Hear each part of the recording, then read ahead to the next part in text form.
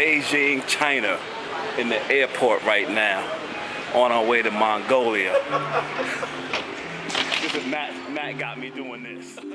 We are here in Mongolia for an International Family Strengthening Conference that is 2-3 years old now, with researchers from across the world that looking at family strengthening and what are the models that can be applied across cultures.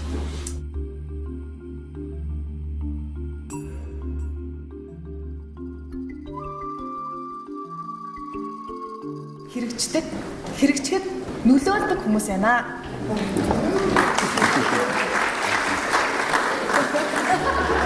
For the sake of the rose, the thorn must be watered as well.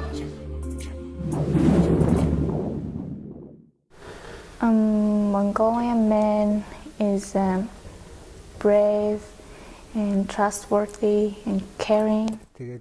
He said that the Mongolian fathers, most of Mongolians related with the nature and the culture, and most of Mongolian fathers wants to pass their culture to the children. Usually, the Mongolians don't say "I love you" to the child or his son or daughter, but they know they love her son and daughter in their heart. Higher education ratio is 7:3. So it means most of the educated people and working people are women. So in many families, the role of the fathers is went down. Yes.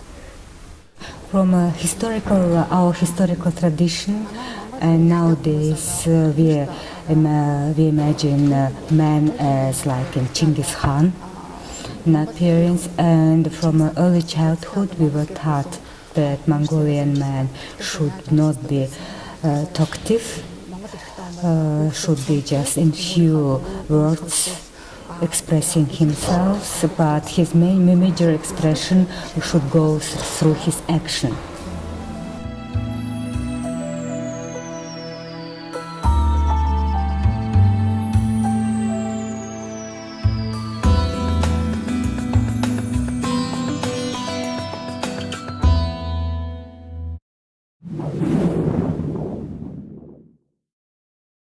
Ladies and gentlemen, express my warm thanks to all who contributed to organization of this conference.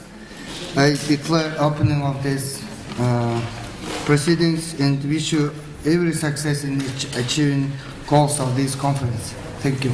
Most programs nowadays exist just came from donors and for foreigners. For example, Christina Noble was a woman who built her own shelter.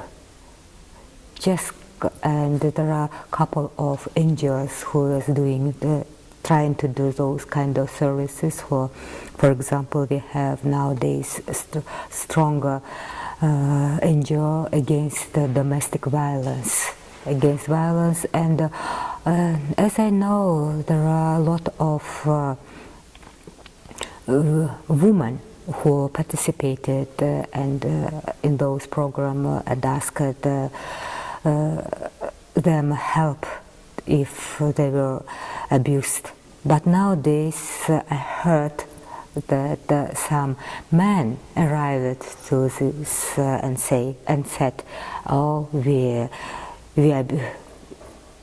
I am abused.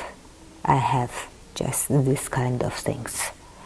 So, but all those programs are mainly targeted only women or child. The similarities I've seen between American men and Mongolian men have been a couple things.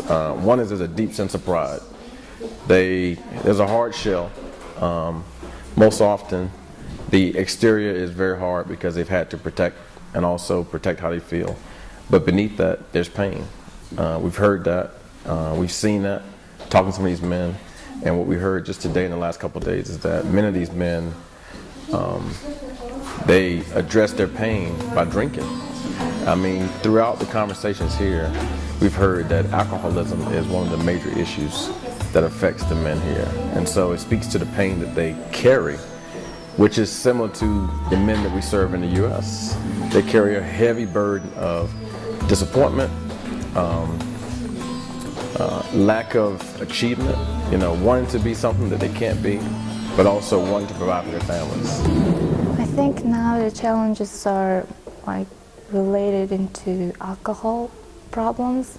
They're more like getting addicted into alcohol, and also problem is now I think women are educated more, and many cases women more like feeding their family, and men just take care of like mother kind of works at home, and so maybe they're kind of role conflicts inside of family things. I think countryside also usually families just send their girls into schools, and then boys just do like animal caring and like outside works and not like don't go to school, and I think that's also a problem.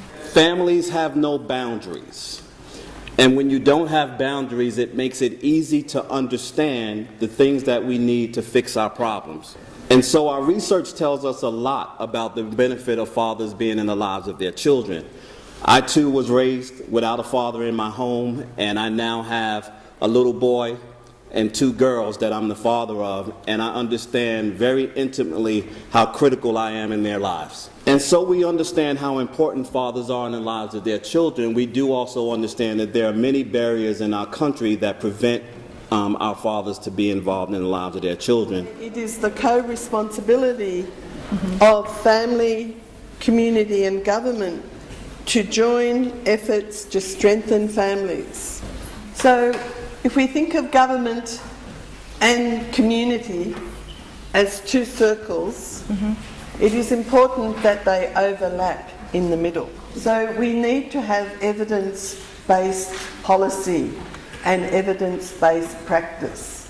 And we can't do that without good communication and relationships between those 3 sectors. His father always set him an example. For example, in the summertime, they went to the countryside,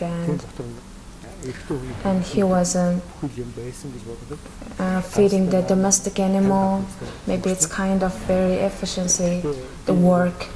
And when they feeding the animal, they learned from a lot of things from that.